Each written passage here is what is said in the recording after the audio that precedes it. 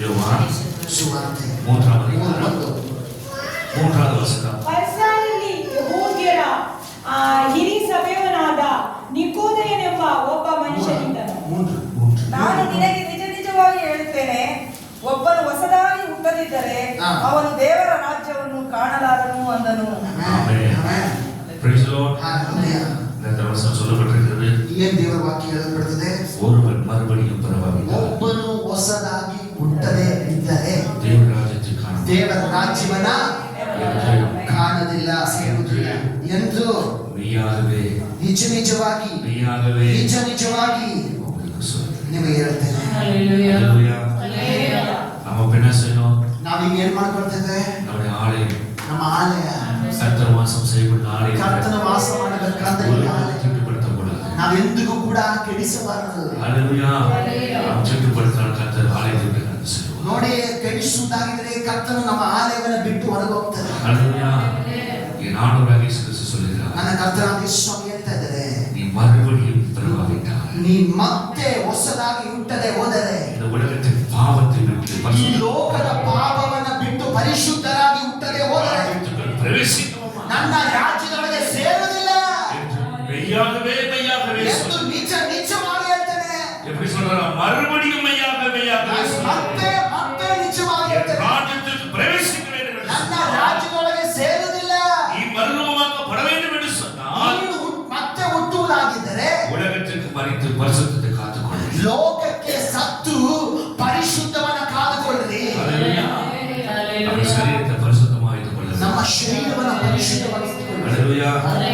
முற்றிலும் பரிசுத்தமாக கொள்ள, ಹಾಗೆ ಸಂಪೂರ್ಣವಾಗಿ ಪರಿಶುದ್ಧವಾದಾಗ, முற்றிலும் பரிசுத்தமாக ಶರೀರ ಸಂಪೂರ್ಣವಾಗಿ ಪರಿಶುದ್ಧವಾದಾಗ தேவ பிரசன்னத்தை நாம் காண, ದೇವ ಪ್ರಸನ್ನತೆ ನಾವು ಕಾಣ್ತೇವೆ. ದೇವ ಪ್ರಸನ್ನತೆ ಕಾಣ್ತೇವೆ. உங்களை காண்கிறவர்கள் நான் இயேசுவை காண்கிறேன். ನಿಮ್ಮನ್ನು ನೋಡುವವರು ಯೇಸು ಸ್ವಾಮಿ ನೋಡ್ತಾರೆ. முகத்தில் மலர்ச்சி கொண்டு வருவார். ನಿಮ್ಮ ಮುಖದಲ್ಲಿ ಒಂದು ಬದಲಾವಣೆಯನ್ನು ತರುತ್ತಾರೆ. சரீரத்தில் ஒரு மலர்ச்சியை கொண்டு வருவார். ಶರೀರದಲ್ಲಿ ಒಂದು ಬೆಳಕನ್ನು ಕೊಡ್ತಾರೆ. நடக்கையில் மலர்ச்சியை கொண்டு வருவார். ನಿಮ್ಮ ನಡತೆಗಳಲ್ಲಿ ಒಂದು ಬದಲಾವಣೆಯನ್ನು ಕೊಡ್ತಾರೆ. ನೀವು செய்யும் வேலையில் மலர்ச்சியை கொண்டு வருவார். ನೀವು ಮಾಡತಕ್ಕಂಥ ಕೆಲಸಗಳಲ್ಲಿ ಬದಲಾವಣೆಯನ್ನು ತರ್ತಾರೆ.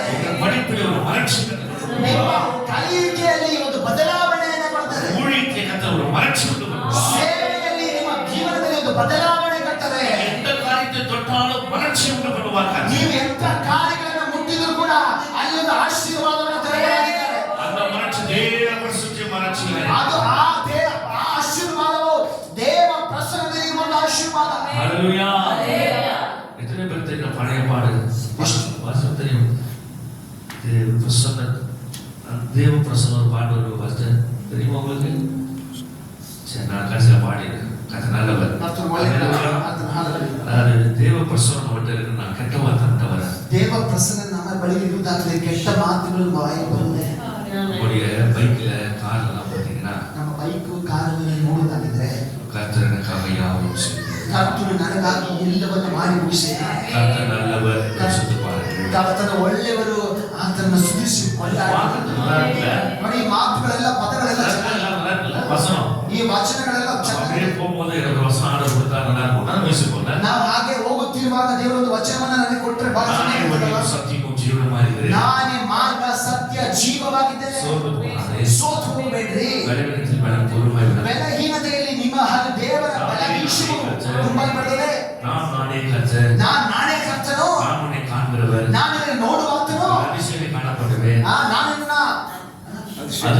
ಅತಿಶಯಗಳನ್ನು ಕಾಣುವನಾಗೆ ಮಾಡ್ತೇನೆ. திக்கற்ற பிள்ளைகளுக்கு சகாயம் நீர். ನೋಡಿ, ಅನಾಥರಾಗಿರುವಂತ ಮಕ್ಕಳಿಗೆ ಹಲ್ಲೆಲೂಯಾ ಅಲ್ಲಿ ಆಶ್ರಯವಾಗಿ ನಾನು ಇರ್ತೇನೆ. வானமும் பூமி ஒன்று போன வார்த்தை ஒருபோதும் ಆಕಾಶ ಭೂಮಿ ಅಳೆದು ಹೋದರೂ ದೇವರ ವಾಕ್ಯ ಎಂದು ಅಳೆದು ಹೋಗುವುದಿಲ್ಲ. ಯೇಸು ಸ್ವಾಮಿ ಜೀವಿಸುವನಾಗಿ, இயேசு இருக்கிறார். ಯೇಸು ಸ್ವಾಮಿ ಬಿಡುಗಡೆ ಮಾಡುವ, ಯೇಸು ಸ್ವಾಮಿ ಬರ್ಲಿಕ್ಕಿದ್ದಾರೆ. ಚೆನ್ನಾಗಿದೆಯಾ?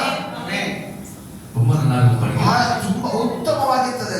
சும்மா அந்த கார் ஓரத்துல வெதட்ட பட்டு நிறுத்திருக்கிறேன். கார் ஓரத்துல லைட்டா ஒரு டூ வீலர் போயிடுச்சு. ಕಾರು ಲೈಟ್ ಆಗಿ ಒಂದು ಟೂ ವೀಲರ್ ಅಲ್ಲಿ ಹೋಗಿ ಗುದ್ದುವುದಾಗಿದ್ರೆ வசனத்தை மேய்க்கும். ಈ ದೇವರ ವಾಕ್ಯ, ಆ ವಾಕ್ಯ ಏನಿರ್ತದೆ ಗೊತ್ತಾ? இயேசு நேசிக்கிறார். ಯೇಸು ಸ್ವಾಮಿ ಪ್ರೀತಿಸ್ತಾರೆ. ஆமென் சொல்றீங்களா? ಆಮೆನ್. சூப்பர். ಆಮೆನ್. அதை ஓட்டிட்டு போனது யார் பாக்குறீங்க? ಅದು ಓಡಿಸಿ ಹೋಗತಕ್ಕಂಥವ್ರು ಯಾರು ಅಂತ ನಾವು ನೋಡಿರ್ತಾರೆ. பெரியவரா இருக்கலாம், ಒಂದು ವೇಳೆ ವಿಶ್ವಾಸಿಗಳಾಗಿರ್ಬೋದು, ஊழியரா இருக்கலாம், ಒಂದು ವೇಳೆ ಸೇವಕರಾಗಿರ್ಬೋದು, அப்படி இப்படி இருக்கிற கிறிஸ்தவனா கூட இருக்கலாம். ಆಗ ಈ ಇರ್ತಕ್ಕಂಥ ಕ್ರೈಸ್ತವರಾಗಿರ್ಬೋದು. அது இடிச்ச உடனே ಅದು ಗುದ್ದಿದ ಕೂಡಲೇ அந்த லெட்டருக்கு பாத்தீங்களா, ಅಲ್ಲಿರುವ ಲೆಟರ್ಗಳನ್ನು ನೋಡುವುದಾಗಿದ್ರೆ அதை அப்படியே மறந்துடுவாங்க. ಹಾಗೆ ನಾವು ಮರ್ತು ಬಿಡ್ತೇವೆ. உடனே என்ன நடக்கும்? ತಕ್ಷಣ ಏನಾಗುತ್ತದೆ? யுத்தம். ಯುದ್ಧ ನಡೀತದೆ. வசனம் என்னது? ವಚನ ಏನು? இயேசு. ಯೇಸು ಸ್ವಾಮಿ ಪ್ರೀತಿಸ್ತಾನೆ.